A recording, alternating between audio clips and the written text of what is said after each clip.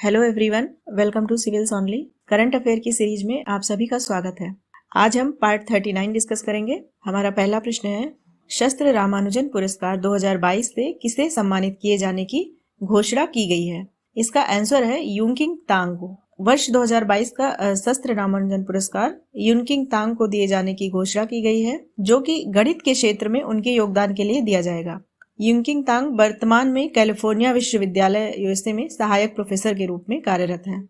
यह पुरस्कार जो है शस्त्र रामानुजन पुरस्कार, यह रामानुजन से प्रभावित होकर गणित के क्षेत्र में उत्कृष्ट योगदान देने वाले 32 वर्ष या फिर उससे कम आयु के व्यक्तियों को दिया जाता है और इसके अंतर्गत 10,000 अमेरिकी डॉलर की नकद राशि प्रदान की जाती है। 32 वर्ष इसलिए दिया जाता है, 32 वर्ष या फिर उससे कम, क्योंकि 26 अप्रैल 1920 को मात्र 32 वर्ष की आयु में ही महान गणितज्ञ रामानुजन जी का निधन हो गया था। अगला प्रश्न है, वर्ष 2022 के लिए साहित्य का नोबेल पुरस्कार किसे प्रदान किया गया है? इसका आंसर है एनी एर्नॉक्स। यहाँ पे जो 2022 के 6 क्षेत्रों में नोबेल पुरस्कार दिए जाते हैं, इन सब की लिस्ट दी हुई है। आप इसकी स्क्रीनशॉट ले सकते हैं या फिर पॉज करके इसको देख सकते हैं। हमारा अगला प्रश्न है, इब्राहिम ट्राओरे किस देश के राष्ट्रपति चुने गए हैं? इसका आंसर है बुर्किना फासो। बुर्किना फासो एक ऐसा देश है जहाँ पे सैन्य तख्तापलट की घटनाएं होती रहती हैं और 2022 की दूसरी घटना अभी हाल ही में हुई है कि वहाँ पे सैन्य तख्तापलट हो गया है और उसके सैन्य नेता कैप्टन इब्राहिम ट्राओरे ने स्वयं को उस देश का अगला राष्ट्रपति घोषित किया है, इसलिए यह न्यूज में है। इसकी ज्योग्राफिकल लोकेशन आप देख सकते हैं यहाँ मैप पे। ये बुर्किना फासो एक लैंड लॉक्ड कंट्री है और लैंड लॉक्ड यानी कि स्थलरुद्ध, चारों तरफ से स्थल से घिरा हुआ है, जिसमें कोई भी समुद्री सीमा साझा नहीं करता है। ये इसके चारों तरफ के देश का नाम जरूर याद रखिएगा। उत्तर में माली, पूर्व में नाइजर, उत्तर पूर्व में बेनिन और दक्षिण में टोंगो और घाना, दक्षिण पश्चिम में आइवरी कोस्ट है। तो ये थी इसकी ज्योग्राफिकल लोकेशन। हमारा अगला प्रश्न है, हाल ही में भारत में कितने वर्षों की अवधि के लिए एक चीता टास्क फोर्स का गठन किया गया है? तो इसका आंसर है 2 वर्ष।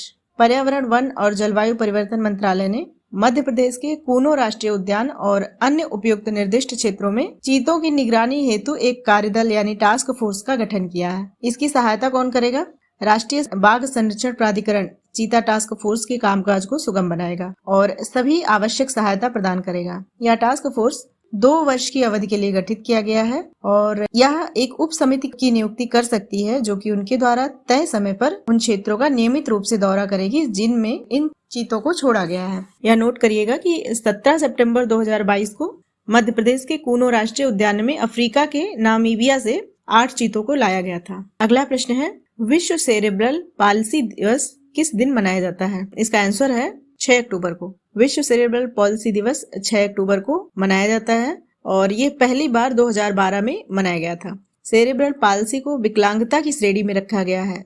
वो ऐसा इसलिए है क्योंकि ये रोग पीड़ित को दिमाग और शरीर से विकलांग बनाकर देखने, सुनने, बोलने और सीखने तक की क्षमता को खत्म कर देता है। अगला प्रश्न है, प्रस्तावित सीबीडीसी किस संस्थान से संबंधित एक डिजिटल मुद्रा है? इसका आंसर है आरबीआई यानी भारतीय रिजर्व बैंक। चूंकि CBDC central bank digital currency ये केंद्रीय बैंक द्वारा ही जारी किया जाता है, इसलिए यह भारतीय रिजर्व बैंक द्वारा शासित होगा और सीबीडीसी वर्चुअल रूप में जारी की जाएगी और ये मुद्राएं क्रिप्टो करेंसी की तरह विकेंद्रीकृत नहीं होंगी। इसके अतिरिक्त सीबीडीसी के बुनियादी ढांचे पर भारतीय राष्ट्रीय भुगतान निगम यानी एनपीसीआई का नियंत्रण होगा।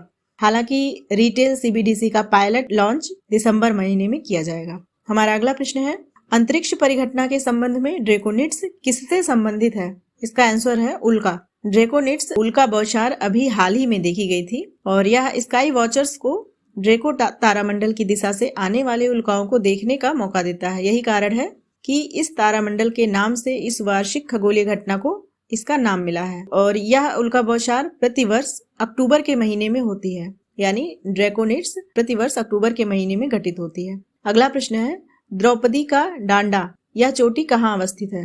इसका आंसर है उत्तराखंड। द्रौपदी का डांडा भारत के उत्तराखंड के गढ़वाल हिमालय की गंगोत्री श्रेणी में स्थित 2 चोटियां हैं और यह न्यूज में इसलिए है क्योंकि यहीं पर हिमस्खलन हुआ था जिससे 20 से ज्यादा पर्वतारोहियों की मौत हो गई थी। हमारा अगला प्रश्न है, इथेनॉल सब्सिडी योजना को कितने समय के लिए बढ़ा दिया गया है? इसका आंसर है 2023। सरकार ने 2022 तक पेट्रोल के साथ फ्यूल ग्रेड इथेनॉल के 10% मिश्रण का लक्ष्य निर्धारित किया है और 2025 तक 20% इथेनॉल ब्लेंडिंग का लक्ष्य रखा है। साथ ही सरकार ने 2023 तक सब्सिडी को बढ़ाने का भी फैसला किया है। अगला प्रश्न है, सिंगल चार्जर नियम किस अंतर्राष्ट्रीय संघ या देश ने लाया है? इसका आंसर है यूरोपीय संघ। अभी हाल ही में यूरोपीय संघ की संसद द्वारा पारित एक नए कानून सिंगल चार्जर रूल, इसके अनुसार सभी नए स्मार्टफोन, टैबलेट, कैमरे एवं अन्य इलेक्ट्रॉनिक उपकरणों में 2024 के अंत से एक ही मानक चार्जर होगा। इस कदम से ई कचरे में कमी लाने में मदद मिलेगी और ये बहुत जरूरी भी है, क्योंकि देखते हैं हम ई कचरा दिनों दिन बढ़ता जा रहा है, जो कि एक इन्वायरमेंटल पर्सपेक्टिव से बहुत ही ज्यादा हार्मफुल है। हमारा अगला प्रश्न है, पूर्वोत्तर क्षेत्र के लिए केंद्रीय बजट 2022-23 में कौन सी नई योजना की घोषणा की गई थी? तो इसका आंसर होगा पीएम डिवाइन योजना।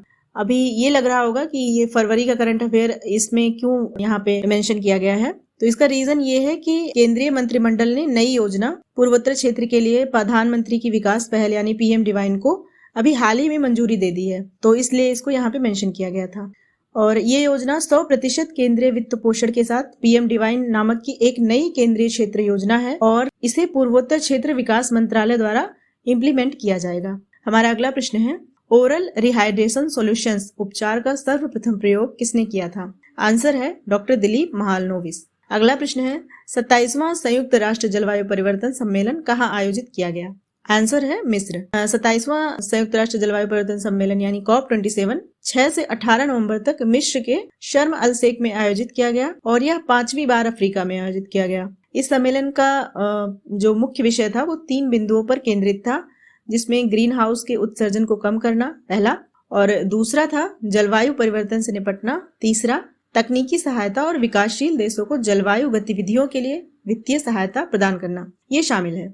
अगला प्रश्न है, हाल ही में खबरों में रहा टोडा कढ़ाई किस राज्य से संबंधित है? इसका आंसर है Tamil Nadu. As you know that कि टोडा तमिलनाडु की एक जनजाति है और ये टोडा कढ़ाई, जिसे स्थानीय रूप से पुखूर के नाम से भी जाना जाता है, यह तमिलनाडु में नीलगिरी के टोडा देहाती लोगों द्वारा की जाने वाली एक कला है। यह बारीक और जटिल कढ़ाई कई आदिवासी पुरुषों और महिलाओं द्वारा शॉल पर की जाती है और इस टोडा कढ़ाई वाली शॉल को स्थानीय रूप से पुतकुली कहा जाता है।